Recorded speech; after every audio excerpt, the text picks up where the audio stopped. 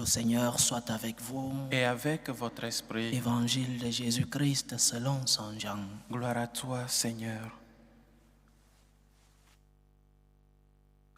En ce temps-là, les disciples de Jésus lui dirent: Voici que tu parles ouvertement et non plus en images. Maintenant nous savons que tu sais toutes choses et tu n'as pas besoin qu'on t'interroge. Voilà pourquoi nous croyons que tu es sorti de Dieu. Jésus leur répondit: Maintenant vous croyez.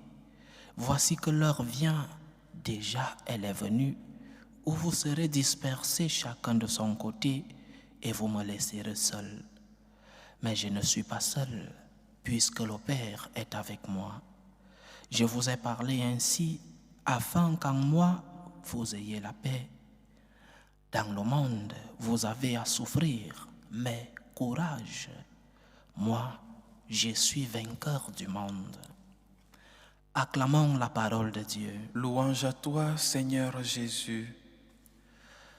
Aujourd'hui, l'Église célèbre la mémoire liturgique de Notre-Dame de Fatima, un grand jour pour nous tous qui aimons la Vierge Marie, et chaque fois qu'il y a une occasion de la célébrer, nous ne doutons pas de la mettre en avant, notre Mère, notre Sainte Mère, notre avocate au ciel, celle-là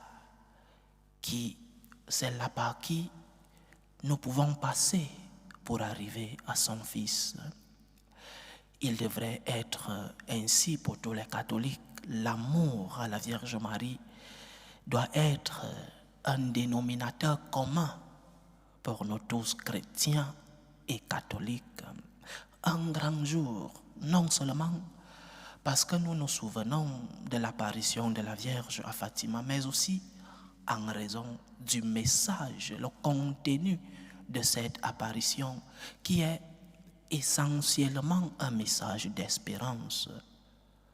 L'espérance qu'à la fin, le cœur immaculé de Marie triomphera.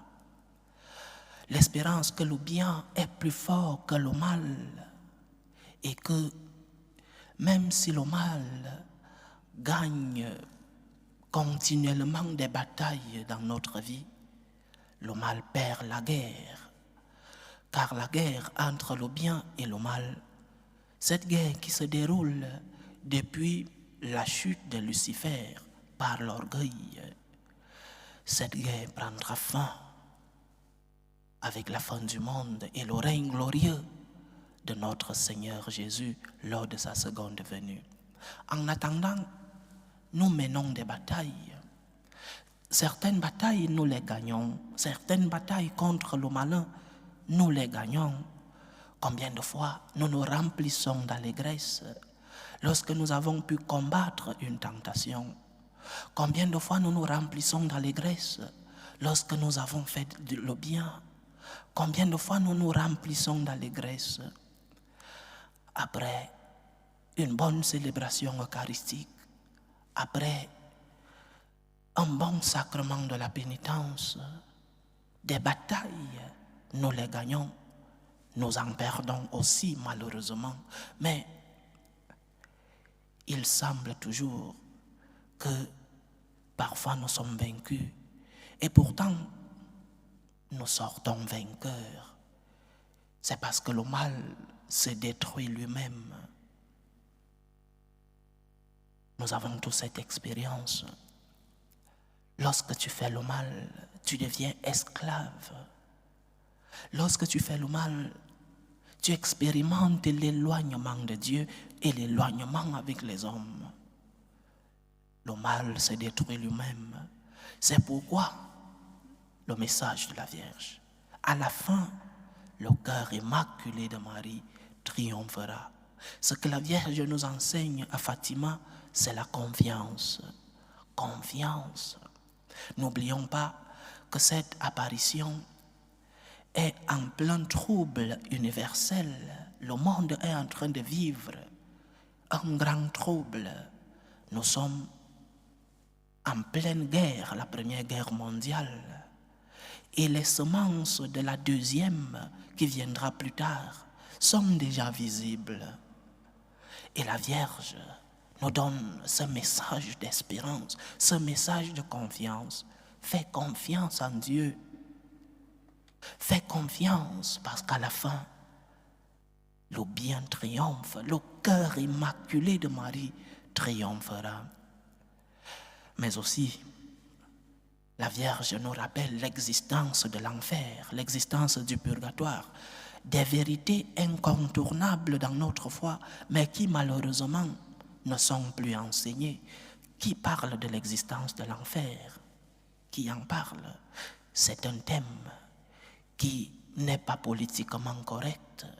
Parler de l'enfer aujourd'hui dans les homélies, c'est presque une hérésie. Ne parlez pas de ça. Ça fait peur. Alors que c'est une réalité incontournable dans notre foi, l'existence de l'enfer. Parce que nous parlons de la vie éternelle. Et cette vie éternelle a deux chemins. Le paradis avec Dieu et l'enfer avec le démon. Et le catéchisme de notre Église définit l'enfer comme une auto-élection de l'homme. Tu choisis de faire le mal, tu choisis de prendre le chemin de l'esclavage. Alors,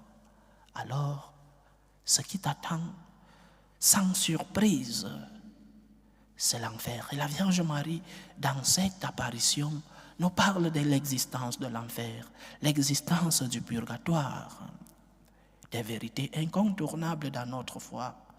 Et nous devons revenir dans l'enseignement de ces vérités. Mais surtout, la Vierge Marie nous parle, nous enseigne que le bien est plus fort que le mal. Fais le bien. Fais le bien.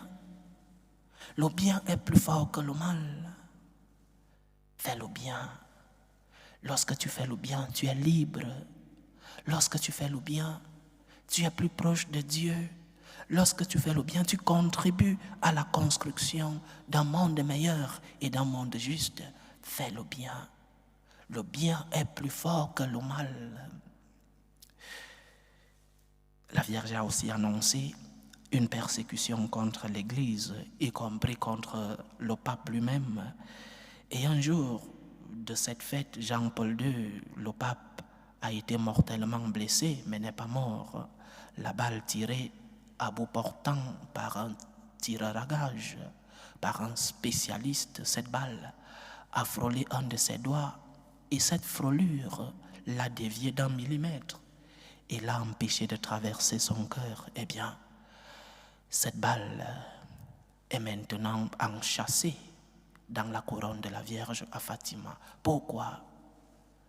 Le bien est plus fort que le mal. Lorsque tu fais le bien, lorsque tu essayes de faire le bien malgré tes faiblesses, malgré les difficultés, malgré les tentations du monde, lorsque tu fais le bien, tu es libre. Lorsque tu es dans la vérité, tu es libre. Le bien est plus fort que le mal. Soyons des messagers du bien. Soyons des messagers de l'amour de Dieu. Parce que nous avons expérimenté l'amour de Dieu. Parce que nous avons expérimenté la présence de Dieu, non seulement dans le monde, mais dans nos vies personnelles. Tu as déjà expérimenté l'amour de Dieu. Soyons des ambassadeurs de cet amour de Dieu. Dieu m'aime. Et parce que Dieu m'aime, je veux crier sur tous les toits cet amour. Lorsqu'une personne est amoureuse, elle ne veut pas se cacher, elle veut exprimer son amour. Et combien de fois nous nous cachons alors que nous sommes pleinement amoureux de Dieu? Le bien se détruit lui-même, le mal se détruit lui-même, pardon.